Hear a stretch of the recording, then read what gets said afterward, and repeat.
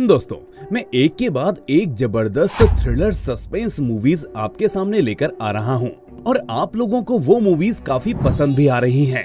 इसलिए आज मैं फिर से एक और शानदार सस्पेंस थ्रिलर मूवी लेकर आपके सामने हाजिर हूं।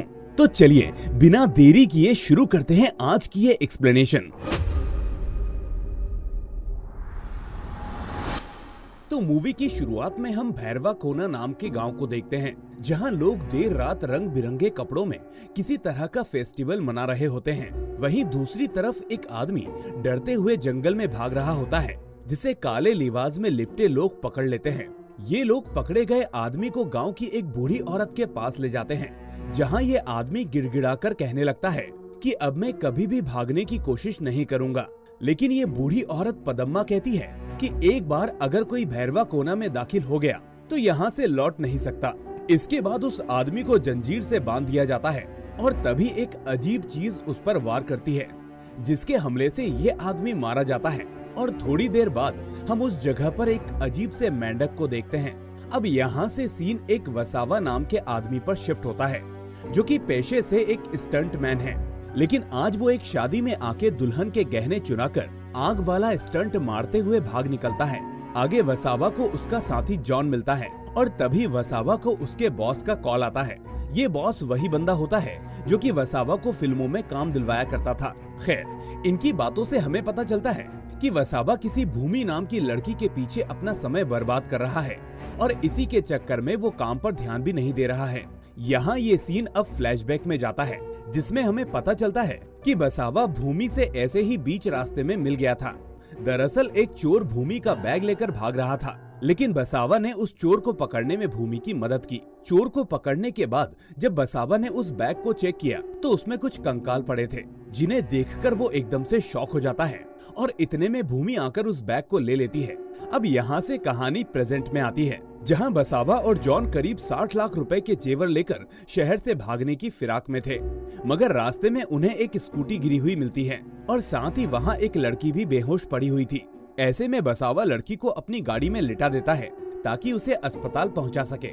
दूसरी तरफ शहर में इतनी बड़ी चोरी होने के कारण बवाल मचा हुआ था और पुलिस हर तरफ से वसावा को ढूंढ रही थी। पुलिस उस लोकेशन तक पहुंच जाती है जहां वसावा को स्कूटी और लड़की मिली थी।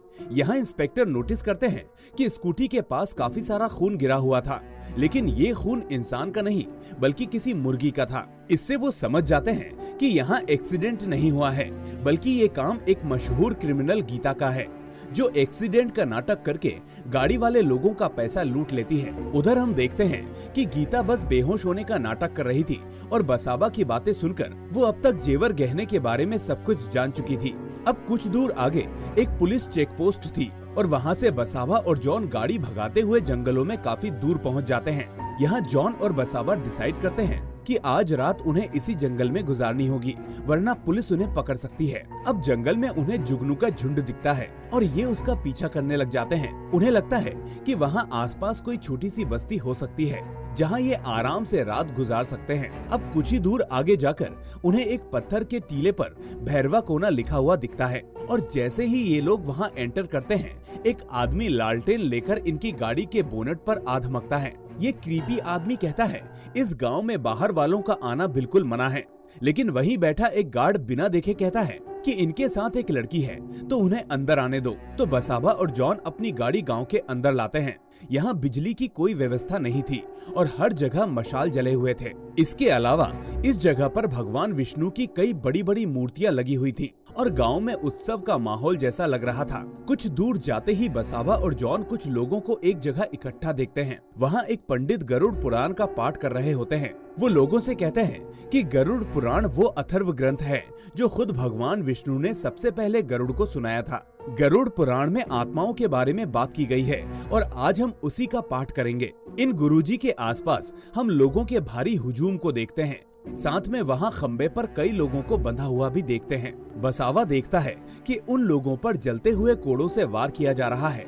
ये नजारा देखकर वसावा के रोंगटे खड़े हो जाते हैं और वो पास ही खड़े एक आदमी से उन लोगों की जान बचाने को कहता है, मगर ये आदमी उल्टा वसावा को ही अजीब निगाहों से देखने लगता है। वो कहता है कि इन लोगों ने कुछ पाप किया है और भैरवा कोना में सजा ऐसे ही दी जाती है। खैर, इसके बाद बसावा और जॉन डॉक्टर की तलाश में नदी किनारे एक घर में जाते हैं, जहां इनकी मुलाकात डॉक्टर नरप्पा से होती है, जो कि गीता का इलाज करने से मना कर देते हैं। ऐसा इसलिए क्योंकि उन्हें औरतों से नफरत है। लेकिन बसावा डॉक्टर को डरा धमका के गीता को वहीं छोड़कर बाहर चला जाता है ताकि डॉक्टर उसका इलाज कर सके। हालांकि गीता तो बेहोशी का नाटक कर रही थी, तो वो एकदम से डॉक्टर पर हमला कर देती है और जेवर वाली गाड़ी लेकर वहां से भागने की कोशिश करती है। दूसरी तरफ जॉन और बसावा के साथ गांव में कुछ अजीब हादसे होने लगते हैं। वो नोटिस करते हैं कि सामने तालाब में कोई बाबा एक एक करके कई लोगों को डुबकी लगवा रहा है, जो आधी रात में बहुत ही अजीब बात थी। इस पॉइंट पर हम बसावा के पीछे वही काले कपड़े पहने गार्ड्स को भी देखते हैं,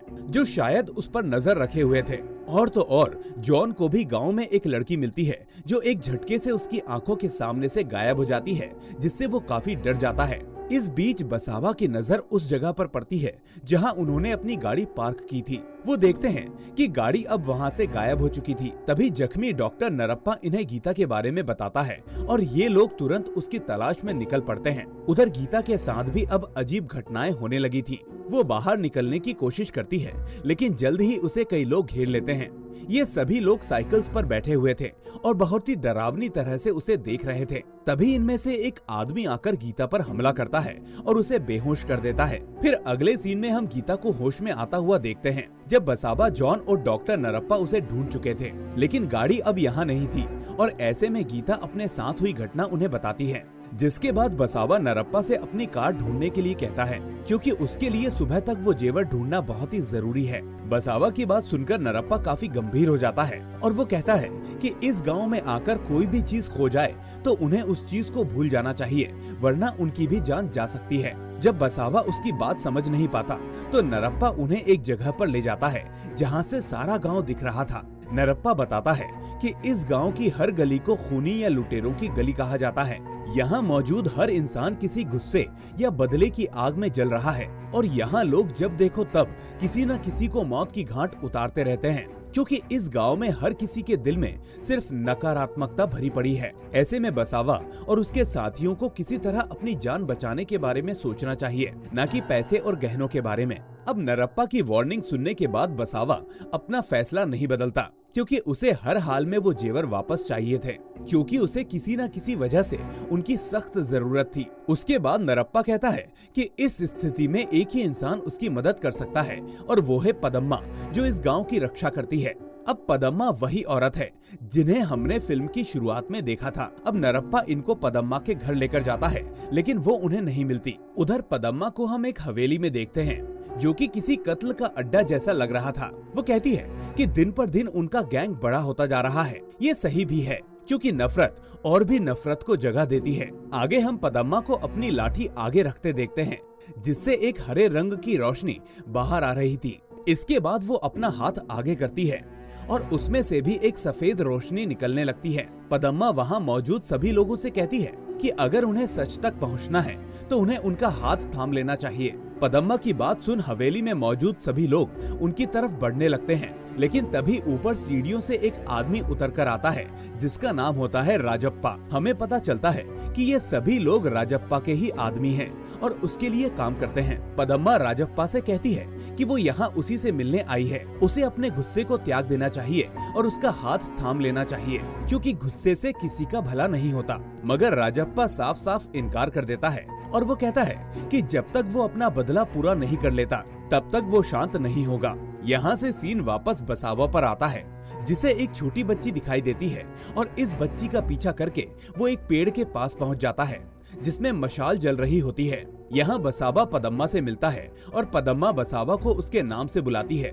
बसावा ये देखकर हैरान हो जाता है और पूछता है कि क्या आप मुझे जानती हो? तो पदम्मा कहती हैं कि मैं तुम्हारे बारे में सब जानती हूँ, मैं भूमि के बारे में भी जानती हूँ। पदम्मा बसावा से पूछती हैं कि क्या तुम्हें पता है कि चोरी करना एक पाप है और पाप भले ही अच्छे मकसद के लिए किया गया हो, लेकिन उस पाप को पुण्य में नहीं बदला जा सकता। पदम्मा की बात सुन हम बसावा को एक बार फिर पास्ट को याद करते हुए देखते हैं। ये वही दिन था जब वो भूमि से पहली बार मिला था। तब बसावा दामोदर नाम के एक आदमी के लिए काम कर रहा था और दामोदर बसावा को भूमि को किडनैप करने का काम देता है और उसे एक दिन तक छुपाकर रखने को कहता है।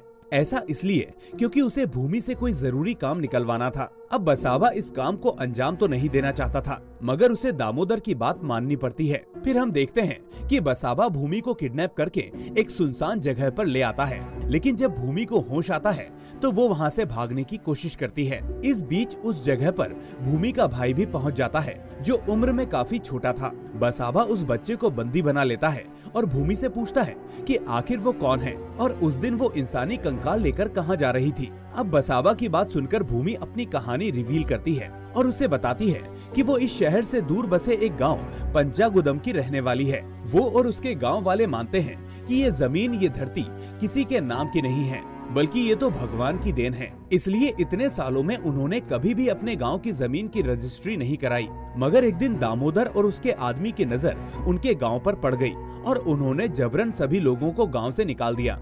दामोदर ने इनके गांव की जमीन को अपने नाम पर लिखवा लिया था और तब से भूमि और उसके गांव वाले शहर आ गए हैं और यहीं मजदूरी करके गुजारा कर रहे हैं। 2 साल से वो और उसके गांव वाले कोर्ट कचहरी के चक्कर काट रहे हैं ताकि किसी तरह अपना गांव वापस पा सकें।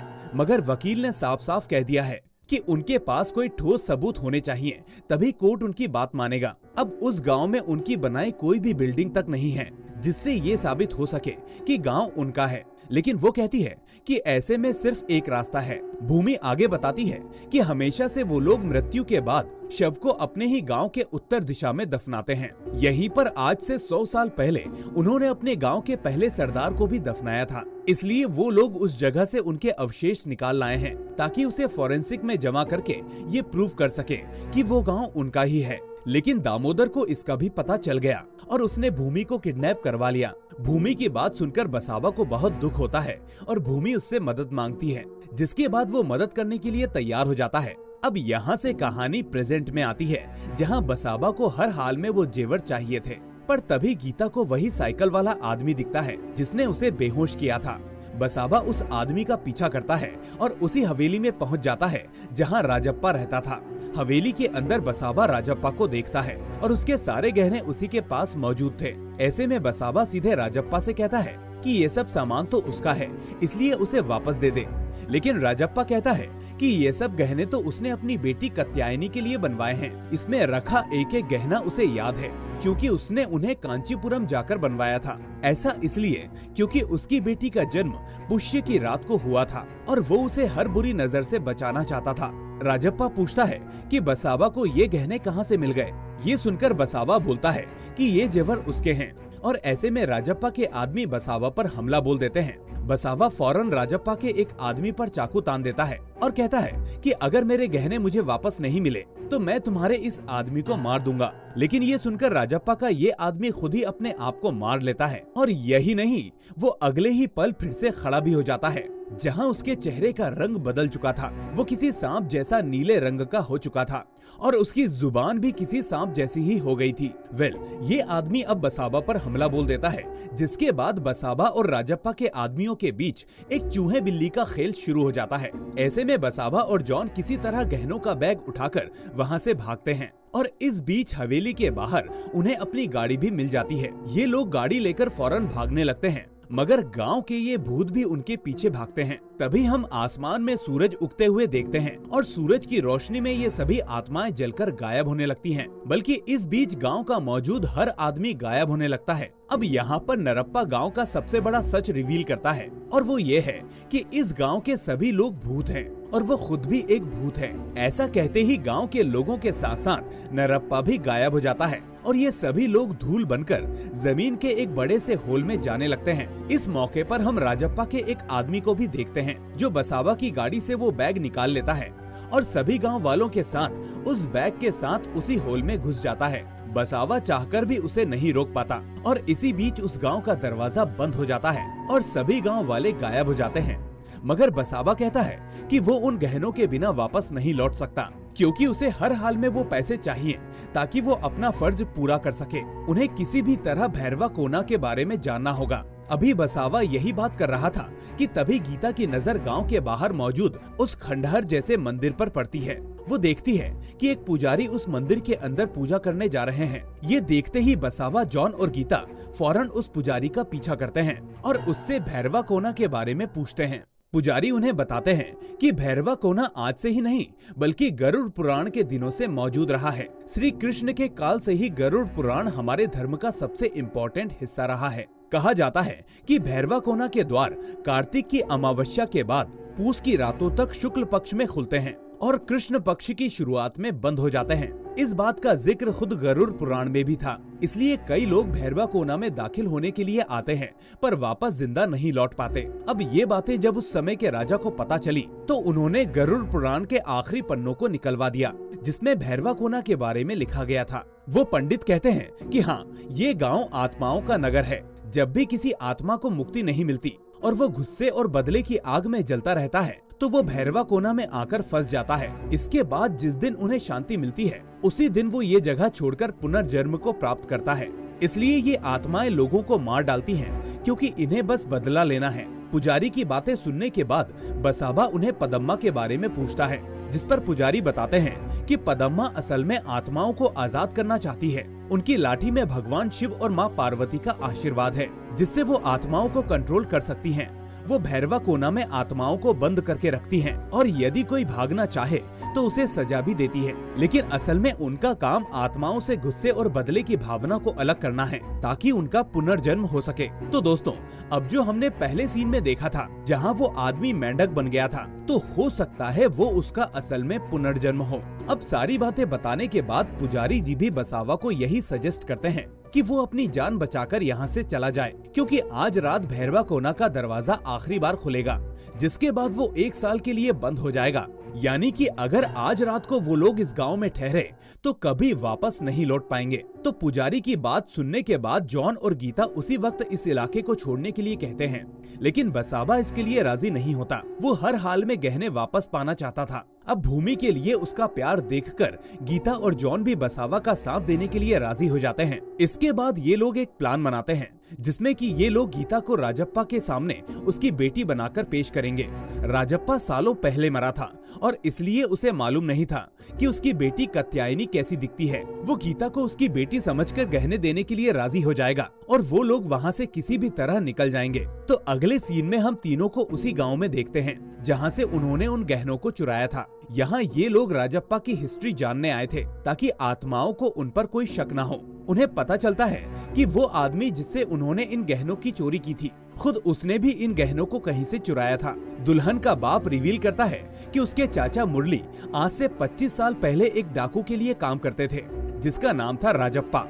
राजप्पा अपनी बेटी कात्यायनी से बहुत प्यार करता था और उसी के लिए उसने ये जेवर बनवाए थे, मगर मुरली को सोने का लालच हो गया और उसने राजप्पा को पुलिस के हवाले करना चाहा और इसी मुठभेड़ में आखिरकार राजप्पा की जान चली गई, जबकि इस आदमी का चाचा ये गहने लेकर फरार हो गया। इस गांव में गीता और बसावा को राजप्पा और कात्यायनी के बारे में भी और भी कई डिटेल्स पता चलती हैं और ये लोग सभी बातों को इकट्ठा करके वापस भैरवा कोना की ओर निकल पड़ते हैं। अब आगे हम उसी रात का नजारा देखते हैं जहां एक तरफ गीता, बसावा और जॉन राजप्पा की हवेली पर आए थे और दूसरी तरफ पुजारी और पदम्मा को भी इनके आने की खबर लग चुकी थी। पदम्मा गौर करती है कि भैरवा कोना में वापस कदम रखकर इन लोगों ने बहुत बड़ी गलती कर दी है, लेकिन उनकी रक्षा करने की वो पूरी कोशिश करेंगी। इसके बाद हम पदम्मा और पुजारी को किसी पूजा की तैयारी करते हुए भी देखते हैं। इधर हवेली में पहुंचने पर बसावा को पता चलता है कि वो डॉक्टर नरप्पा असल में राजप्पा का ही बाप है। बसावा और जॉन गीता को कात्यायनी बताकर उनका इंट्रोडक्शन राजप्पा से करवाते हैं, जिस पर राजप्पा बहुत ही इमोशनल हो जाता है। लेकिन नरप्पा को मालूम था कि ये सब इन लोगों का प्लान है ताकि वो गहने वापस पा सकें। इसलिए नरप्पा गीता से सच सामने लाने के लिए उससे कुछ सवाल करता है, जैसे उसका पूरा नाम क्या है और बचपन में उसका कौन सा खिलौना टूट गया था। अब क्योंकि बसावा की पूरी टीम रिसर्च और होमवर्क करके आई थी, इसलिए गीता सभी सवालों का सही जवाब दे देती है। इससे राजप्पा बहुत खुश होता है और अपनी बेटी के साथ कुछ शांति के पल बिताता है। शायद उसके मन का गुस्सा और बदला भी शांत हो चुका था और वह खुशी खुशी अपनी बेटी को सारे गहने देकर विदा करने लगता है। लेकिन ऐन मौके पर राजप्पा कात्यायनी के पैरों में अपने हाथ से पायल पहनाने की बात करता है। राजप्पा बताता है कि उसकी बेटी के दाएं पैर में एक निशान था जिसे छुपाने के लिए ही उसने पायलों को बनवाया था। फिर जब राजप्पा गीता को पायल पहनाने लगता है तो वो देखता है कि उसके पैरों पर तो कोई निशान है ही नहीं, जिससे सारा सच सामने आ जाता है। अब अपने साथ हुए धोखे को देखकर राजप्पा गुस्से में पागल होने लगता है और इधर गीता और उसके दोस्त